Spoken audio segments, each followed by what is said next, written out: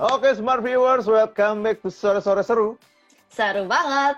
Oke, masih bersama gue Hana dan Nathan, dan tentunya masih bersama dengan Eka. Eka. Kita ditemenin sama Eka di sini. Halo. Yeay. Kita masih sama-sama ini ya, sarjana masih fresh ini ya, masih Oh iya, urusin ya Baru lulus. kelar. Gue baru lulus. Gue masih di email loh sama Binus, dibilangnya kalau misalnya kan skripsi gue sebenarnya masih ujung-ujung loh sekarang. Tinggal masalah ini dong, ngumpul apa ya, yang revisian gitu. Oh, revisian. Kelar. Tapi Eka lu gimana? Udah kelar lu? Udah bener-bener? Udah. Jadi gue tuh baru kelar di tahun ini. Sekitar berapa bulan lalu ya? 2 bulan, 3 bulan lalu sidang gue. Ya. Cuman belum wisuda aja nih. Itu dia, bos. Nah, Kita juga belum kelar. Wisudanya Belum wisuda. ada rumor apa nih? Binus bakal wisuda online atau gimana nih? Nggak tahu sih ya. jadi gue nggak ngerti ya ini bakal wisuda online atau offline. Cuman gue sendiri berharap kalau ini gue pengennya wisuda offline gitu loh. Karena ini iya bener. gue Iya. capek cuy, 4 tahun. Selama 4 tahun itu kita kuliah ya kan. Maksudnya ya itu hari terakhir kita untuk kita ketemu teman-teman kita. Yes. Maksudnya Iya. secara Gitu. intensif ya. Itu Itu udah momentum banget. Makanya kalau jadi online sih gue agak corona Menyayangkan. nih. ya. Kesel banget sih gue sama corona nih. Tapi lo sendiri memang Binusian 2020 ya? Ya kan? Atau Iya, Binusian 2020. berarti lulus tepat waktu? Tepat waktu. Mantap. Gue keren. Weh. Tepat Bukan waktu dan kalau tepat waktu sih ya umum lah ya. Cuman sambil Iya. bisnis dan tepat waktu itu jarang-jarang loh. Betul. Orang kadang kalau misalnya Betul. udah nyari cuan pasti udah lupa kayak ya udah Iya. undur lah ya, nanti lihat lah ya. Hmm. Masih lanjut ya, gokil. Lu dulu bukan dulu sih berarti ya. Ambil jurusan apa sih berarti di Binus? gue jurusan business creation. Jadi itu jurusan baru sih. Berarti di Alsut ya, Oh iya, berarti di Alsut. Di Alsut, gue di Alam Sutra. Iya. Eh Dan sama gua- kayak gue. Nah, sama kayak Hana Oh, tuh. iya. Oh, gitu. Gue ke Manggisan sih. Gitu. Iya. Nah, tapi Eka, buat lu sendiri 4 tahun nih kira-kira gimana? Rasanya kayak di Binus tuh, ini kenapa jadi promoin Binus sih? Tapi nggak apa-apa, ini kan Binus TV, harus promoin Iya. Binus TV. Emang harus promoin. Harus promoin. Di Binus gimana? Lu rasanya teman-temannya terus akhirnya bisa pergaulan lu gimana sih? Ceritain dikit dong boleh. Gue ceritain dulu ya kenapa gue awalnya masuk Binus ya. Oh ya. Jadi gini. Jadi awalnya rumah gue itu deket banget sama, ini gue kasih tahu aja nama universitinya UMN, UPH, Matana apa-apa tuh. Nah, UMN tuh kedeketan menurut gue. Kedekatan. UMN dari rumah gue tuh cuma 5 menit. Nah, jadi waktu itu gue berpikir, kalau kedeketan nih repot nih, maksudnya nggak enak banget nih, terlalu deket. Dan Rada-rada. gue anak muda kan pengen Ada, kelayapan iya. juga kan ya. Ada vibes malesnya juga ya kalau Iya. kedekatan. Pengennya bawaannya telat mulu datang ke kuliah. Nah, terus kedua UPH. Wah, UPH nih kayaknya gue nggak sanggup nih. Kayaknya anak-anak borju-borju nih. Udah deh, gue skip deh, gue bilang. Nah, kalau Matana nggak terpikirkan sih. Nah, Prasmul. Nah, Prasmul gue mau masuk. Karena emang jiwa gue dari dulu tuh udah pengen banget jadi seorang anak pembisnis gitu loh. Asik. Iya. Nah, gue masuk Prasmul. Gue tes. Ketolak. Oh. Nah, udah nih jalan terakhirnya nih. Binus nih, gue pikir-pikir nih. Agak jauh dari rumah gue dikit. Dan ya bagus lah gitu kan. Iya. Masuklah Binus.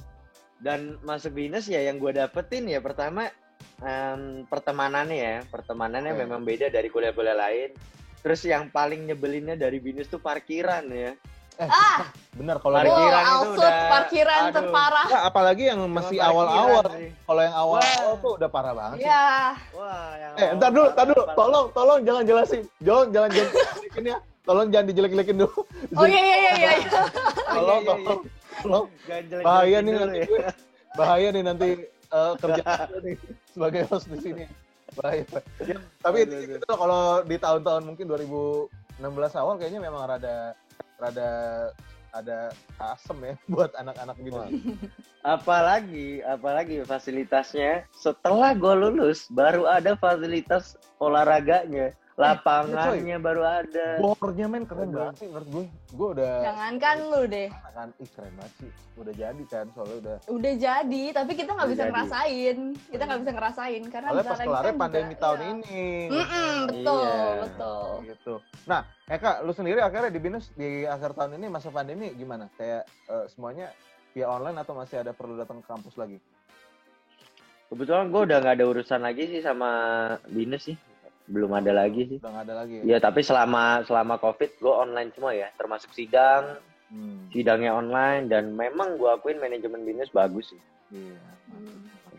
Mantap. Makanya tadi kan kita habis jelek-jelekin facility kan, karena Iya. secara manajemen sangat bagus. Harus dinaikin dulu ya. Harus dinaikin Harus lagi, dinaikin Pak. dikit. Harus dinaikin dikit. Rada nggak enak ya kalau misalnya ada cuma ngomongin jeleknya doang. Ntar gue bisa-bisa nggak dikeluarin Pak ijazah gue. Bener juga. Belum dianggap. Soalnya kan kalau kata orang kan kalau misalnya ya lu sebagai sarjana yang penting yang penting keluar ininya dulu ijazahnya kan. Kalau ada megang ijazah sudah belakangan ya udahlah kalau misalnya mau ngelamar kerja di luar bawa ijazah dulu ya udah masih aman lah katanya gitu kan. Nggak dikeluarin ijazahnya, ngomong-ngomong jelek-jelek nggak dikeluarin lu. Oke. Eka, nah ini kan di sini Yes. mau ngobrolin tentang memang dari segi bisnis lu sendiri nih, perjalanan lu nih. Buat Eka sendiri sebenarnya bisa dibilangnya apa sih? Soalnya orang selalu bilangnya gini, kayak orang, gue ngomong ke orang kantor, mereka pasti bilangnya, oh iya Eka Seluler, tapi kalau lu sendiri bilangnya, kalau Eka kerjanya di apa nih, Eka Seluler atau ada nama lainnya gitu? Oke. Jadi kalau gue, ini kalau ngomong kerjaan ya, ngurus apa gitu kan? Yes. Kalau gue kerjaan itu nggak ngurus Eka Seluler doang. Cuman kan memang saat ini, nah jadi gue ini pegang namanya Eka Group. Eka Group. Jadi Eka Group itu ada Eka Seluler, ada Eka Service, ada Eka Series, dan ada Eka Android. Okay. Nah Eka Seluler ini khusus produk Apple. Eka Series ini khusus aksesoris produk Apple dan beberapa Android sedikit. Service handphone ini khusus produk Apple. Kalau Android ya udah jualan handphone Android gitu. Nah cuman memang saat ini yang terkenalnya di Eka Selulernya. Di produk Apple-nya. Makanya gue sendiri pribadi lagi ngurusin yang service handphone dan aksesoris handphone. Gitu. Karena apa? Karena produk Apple, karena Eka Seluler ini sudah bisa dikatakan autopilot. Karena gue udah menyusun manajemen yang baik di Eka Seluler. Jadi tinggal gue mungkin seminggu 2 kali ngecek, 3 kali. Jadi nggak perlu ada gua, ya perusahaan itu tetap berjalan. Nah makanya kalau gua tetap mandek atau gua tetap stuck di Eka Seluler, ya gua menurut gua kayaknya sia-sia gitu. Maksudnya ya ngapain gitu loh. Karena konsep gua jangan pernah merasa puas. Jadi gua lagi mulai dari nol nih service handphone.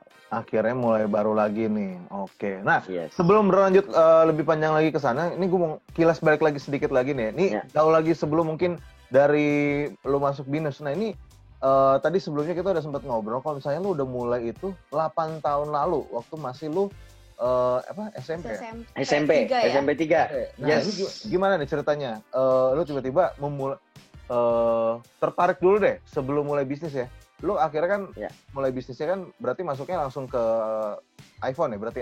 Kenapa? Jadi awalnya gue ini pengen punya iPhone, tetapi tidak dikasih sama orang tua gue iPhone. Gitu. Jadi waktu SMP itu gue pengen punya iPhone tapi nggak dikasih. Kenapa? Mungkin di dalam benak pikiran mereka, ini anak SMP kok mintanya iPhone. Waduh. Ini SMP ngapain gue kasih iPhone? Itu pertama. Kedua, dulu uang jajan gue waktu SMP 3 itu Rp5.000 every day. Waktu SMP 3? Ya, Senin sampai Jumat. Rp5.000. Rp5.000 itu cuma bisa makan Indomie setiap hari. Indomie waktu zaman gue SMP 3 itu sekitar 2.500. Udah sama dimasak. Jadi setiap hari gue makan Indomie dan setiap hari gue naik angkutan umum. Hampir setiap hari. Jadi 2.500 plus angkutan umum 1.500, 4.000 gue simpan uang Rp1.000. Nah, singkat cerita, gue tetap kepikiran waktu itu gue harus punya iPhone, Karena waktu itu gue nggak tahu kenapa lihat iPhone tuh kayaknya keren banget waktu SMP ya. Kayaknya keren banget. Nah, akhirnya gue kumpulin uang, walaupun Rp1.000 per hari gue kumpulin uang, singkat cerita itu di budaya gue ada namanya Imlek. Jadi singkat cerita gue Imlek, gue mendapatkan uang sekitar 500.000. Dan tabungan gue yang 1.000 rupiah, belum juga dikasih nyokap bokap ya, ada juga dikasih goceng, kadang Sabtu atau minggu dikasih 20.000. Tapi itu nggak sering, karena orang tua gue tuh tidak memanjakan anaknya. Singkat cerita gue terkumpul uang sekitar 600.000 gitu. Nah, akhirnya gue dulu, kalau kalian tahu nih, ada namanya Toko Bagus. Marketplace namanya Toko Bagus. Ya, sebelum OLX, namanya saat ini OLX, dulu Toko Bagus. Oke. Dulu kan yang terkenal Kaskus dan Toko Bagus, tapi gue masuknya di Toko Bagus.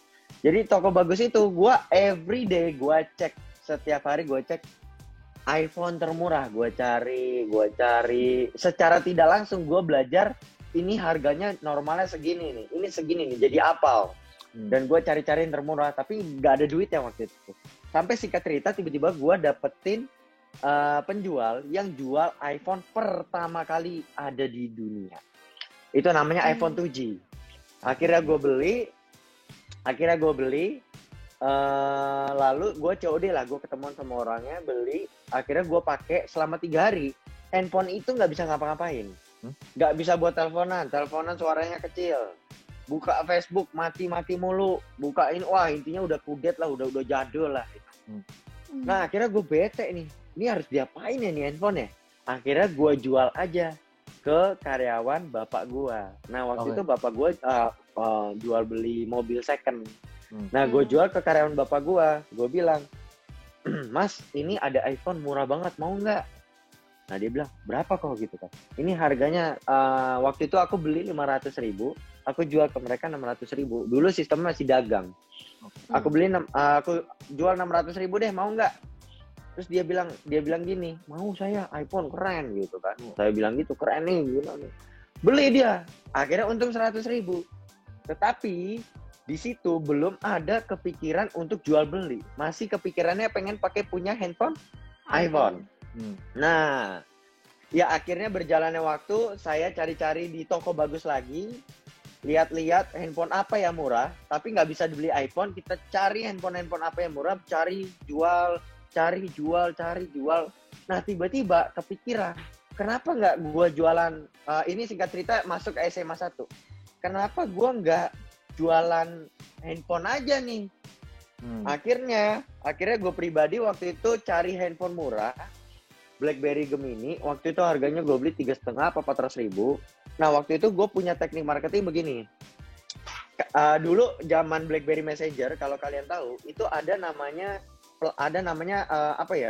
flyer atau reklame yang tulisannya di ruko-ruko tuh kadang, atau di belakang kaca mobil belakang tuh pin BB, pin BB, pin BB, tukang laundry pin BB. Nah gue punya pemikiran waktu itu, kalau 10 orang gue add atau gue follow, minimal 1 pasti terima gue.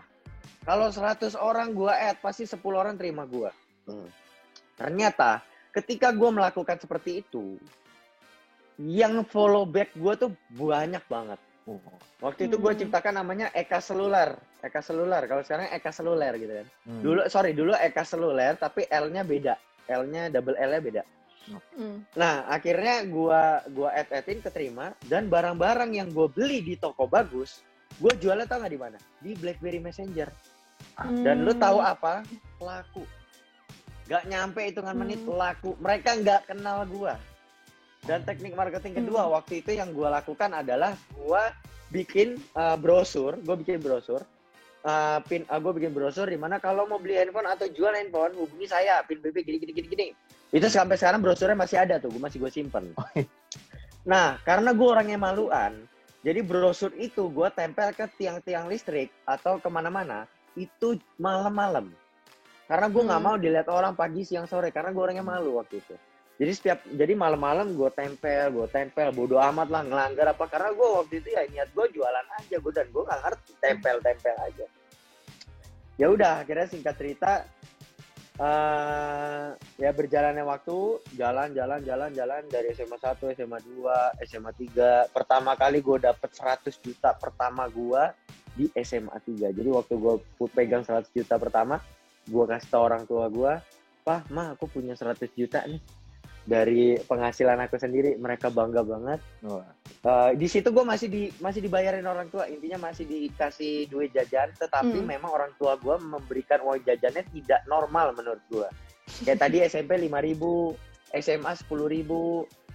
Waktu kuliah pun gue dikasih uang jajan masih di semester 1 itu sekitar 900.000. 900.000 itu gue waktu itu pakai bensin, pakai parkiran Binus, dan tiap hari gue makan warteg di Binus. Dan yaudah akhirnya di semester 2 gue diketemukan oleh influencer namanya Aukarin. Dia beli handphone sama gue.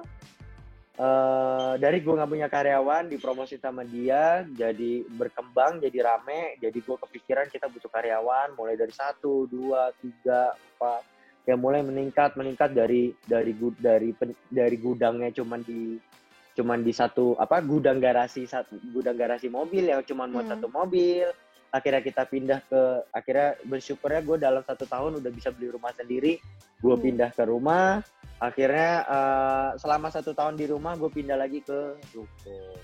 Nah, Smart Viewers, kita tahan dulu ya. Ini ngobrol-ngobrol dengan Christian Eka. Abis ini kita akan balik lagi. Tentunya akan lebih dalam lagi nih. Kita nanya-nanya mengenai ya jiwa pebisnisnya Eka. Nah, ini pokoknya yang penasaran jangan kemana-mana, tetap di Sore-Sore Seru. Seru banget.